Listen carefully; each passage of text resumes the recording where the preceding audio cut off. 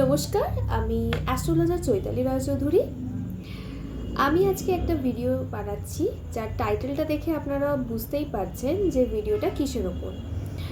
তো অনেকেই এই জিনিসটা বলে আমাকে যে বাচ্চারা বা ছাত্রছাত্রীরা পড়াশোনায় মনোসংযোগ করতে পারছে না, মানে যতই তারা চেষ্টা করছে না কেন পড়াশোনায় ঠিক করে মন বসাতে পারছে না। অথচ কিন্তু তার ব্রেনটা কিন্তু খুব ভালো আছে, অথচ ঠিকঠাক মতো সব কিছু মনে রাখতে পারছে না বা ঠিক মতো কনসেন্ট্রেট করতে পারছে না। এই সমস্যাটায় কিন্তু অনেকে ভুগছে। মানে পড়াটা কিন্তু মনে রাখার যথেষ্ট ক্ষমতা আছে, কিন্তু মনটা বসাতে পারছে না বা কোনো কারণে কনসেন্ট্রেশন ব্রেক হচ্ছে। এই জিনিসটা বা এই সমস্যাটা কিন্তু অনেক ক্ষেত্রে লক্ষ্য করা যায়। তো আজকের ভিডিওটা সেটাই নিয়ে যে সকল ছাত্রছাত্রীরা পড়াশোনা মনে রাখতে পারছে না বা পড়াশোনায় মনোনিবেশ করতে পারছে না, এই ছোট্ট ছোট্ট কিছু রেমেডি রয়েছে। এই ছোট্ট ছোট্ট বেসিক রেমেডিগুলো করলেই কিন্তু অনেকটা আপনারা পড়াশোনাটাকে মনে রাখতে পারবেন বা পড়াশোনায় কনসেন্ট্রেশনটা আপনাদের বাড়বে।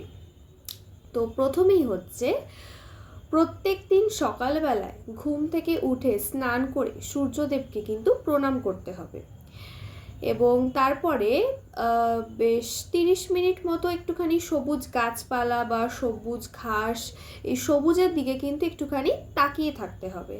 এতে কিন্তু আপনাদের মানে স্মৃতিশক্তিটা যথেষ্ট স্ট্রং হবে। একটুখানি গাছপালা বা সবুজ ঘাসের ওপর দিয়ে হাঁটুন বা একটু সবুজ গাছপালার দিকে তাকিয়ে থাকুন। বাড়িতে যদি ছাদও থাকে, ছাদে একটুখানি পায়চারি করবেন, সবুজ গাছপালা দেখবেন, বা মাঠেও যদি হাঁটতে যান তাহলে একটুখানি সবুজ গাছপালা বা ঘাসের ওপর দিয়ে হাঁটবেন। এই দিকটা একটুখানি তাকিয়ে থাকতে হবে। বেশ 30 মিনিট মতো এটা করলেই হবে। তারপরে কিন্তু পড়াশোনা করবার আগে মানে পড়া শুরু করার আগে কিন্তু 10 মিনিট মতো একটুখানি মেডিটেশনে বসতে হবে। এটা টাইমটা আস্তে আস্তে বাড়ালে ভালো হয়। প্রথমে 10 মিনিট 15 মিনিট এইভাবে বাড়াবেন। তো 10 মিনিট মতো মেডিটেশনে একটুখানি বসতে হবে। তো তারপরে হচ্ছে, পড়ার যে রুম, যে স্টাডি রুমটা, সে স্টাডি রুমের কালার কিন্তু দেওয়ালের যে রং, ঘরের যে রং, সেটা একটু হালকা কালার রাখলেই কিন্তু অনেকটা বেটার। বা কারোর যদি আলাদা করে স্টাডি রুম না থাকে, যদি কারোর মানে কেউ বেডরুমেই পড়াশোনা করে থাকে, তাহলে সেই রুমের রংটা যদি একটু হালকা কালার হয় তাহলে কিন্তু খুব ভালো হয়। এবং পড়াশোনা করতে বসবে যে জায়গাটা, সেটা হচ্ছে ঈশান কোণ, মানে হচ্ছে উত্তর পূর্ব। এই কোণ করে যদি পড়তে বসেন তাহলে কিন্তু সেটা খুবই ভালো। এবং পড়াশোনা করবেন যে টেবিলটা বা যে চৌকিটার ওপর বইপত্র রেখে পড়বেন, সেই জায়গাটাতে কিন্তু একটুখানি সবুজ কাপড়, এক টুকরো সবুজ কাপড় যদি পেতে তার ওপর যদি বই খাতাটা রেখে পড়তে বসেন তাহলে কিন্তু অনেকটা মনোসংযোগ বাড়বে, অনেকটা কনসেন্ট্রেশন কিন্তু আপনারা করতে পারবেন। এবং পড়ার যে টেবিলটা থাকবে সেটা ঈশান কোণ বরাবর করবেন এবং সেখানে কিন্তু অবশ্যই গ্রিন গণেশ কিন্তু রাখতেই হবে।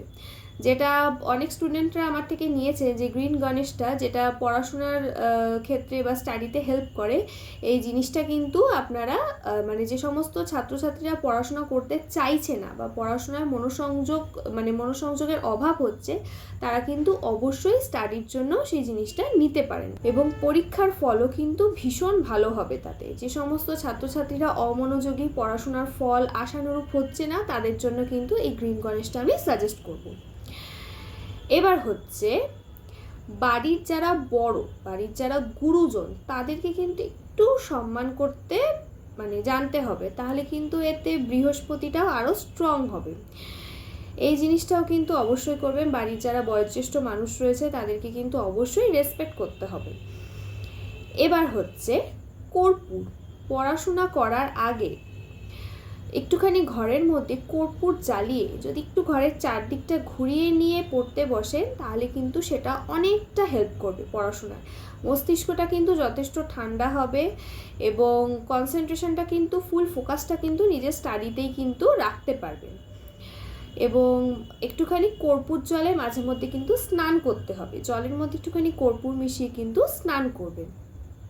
এছাড়াও যে সমস্ত বাচ্চারা মানে পড়াশোনায় মন বসছে না বা পড়াশোনা মনে রাখতে পারছেন না, পড়াশোনাতে একটু সমস্যা হচ্ছে, তারা কিন্তু মানে তাদের হাত দিয়ে কিন্তু পড়াশোনার সরঞ্জাম যদি একটুখানি দান করতে পারেন সেই সমস্ত বাচ্চাদের যাদের পড়াশোনা করবার ইচ্ছা আছে কিন্তু পড়াশোনার সরঞ্জাম কেনার সামর্থ্য নেই বা ক্ষমতা নেই, তাদেরকে যদি পড়াশোনা স্টাডি মেটেরিয়াল যদি আপনারা মানে যে সমস্ত বাচ্চারা পড়াশোনায় ভালো না বা পড়াশোনায় মনোসংযোগ করতে পারছে না, তাদের হাত দিয়ে যদি সেই জিনিসগুলো আপনারা দান করতে পারেন, সেই স্টাডি মেটেরিয়ালগুলো যে সমস্ত বাচ্চাদের স্টাডি মেটেরিয়াল কেনার সামর্থ্য নেই তাদের যদি দান করতে পারেন, তাহলে কিন্তু সেটা অবশ্যই অবশ্যই প্রচণ্ড লাভ দেবে এবং এতে কিন্তু প্রচণ্ড মানে খুব ভালো হবে। যাদের পড়াশোনা হচ্ছে না বা কিছু না, তারা যদি স্টাডি মেটেরিয়াল নিজে হাতে দান করেন সেই সমস্ত বাচ্চাদের, তাহলে কিন্তু এটা খুবই ভালো একটি প্রতিকার। এছাড়াও যে সমস্ত স্টুডেন্টরা পড়াশোনায় মনোনিবেশ করতে পারছে না, তাদের কিন্তু স্টাডি মেটেরিয়ালগুলো একটু সবুজ কালারের চেষ্টা করবেন করার। যেমন ধরুন পেন, পেন্সিল বা পেন্সিল বক্স বা যে জলের বোতলটা ইউজ করছে সেই জলের বোতলটা সবুজ রঙের, বা যে স্কুল ব্যাগটা নিয়ে যাচ্ছে সেই ব্যাগটা একটু সবুজ রঙের, বা একটা রুমাল সবুজ রঙের ইউজ করলো, একটা হ্যাঙ্কি ইউজ করলো গ্রিন কালারের। এগুলো কিন্তু এই রেমেডিগুলো করলে কিন্তু অনেকটা হেল্প করবে। এগুলো কিন্তু খুব ভালো এফেক্ট ফেলে। এতে কিন্তু আস্তে আস্তে কনসেন্ট্রেশনটা বাড়বে এবং পড়াশোনা যাদের হচ্ছে না বা মনে রাখতে পারছেন না, তারা কিন্তু এই রেমেডিগুলো করলে অবশ্যই ভালো ফল পাবেন। তো ছোট বাচ্চাদের এক গাদা স্টোন দিয়ে, এক গাদা কিছু দিয়ে, এই সমস্ত না দিয়ে এই ছোট্ট বেসিক রেমেডিগুলো যদি আপনারা করেন, তাহলে কিন্তু এটা 100% কাজ দেবে। তবে এই রেমেডিগুলো কিন্তু একদিন কি দুদিন করেই কিন্তু আপনারা ফলের আশা করবেন না, কারণ এই রেমেডিগুলো কিন্তু একটা অভ্যাসে আনতে হবে। এই রেমেডিগুলো যদি অভ্যাসে নিয়ে আসেন, তাহলে কিন্তু আপনারা নিজেরাই আস্তে আস্তে বুঝতে পারবেন যে আপনাদের গ্রোথটা ঠিক কিভাবে বাড়ছে।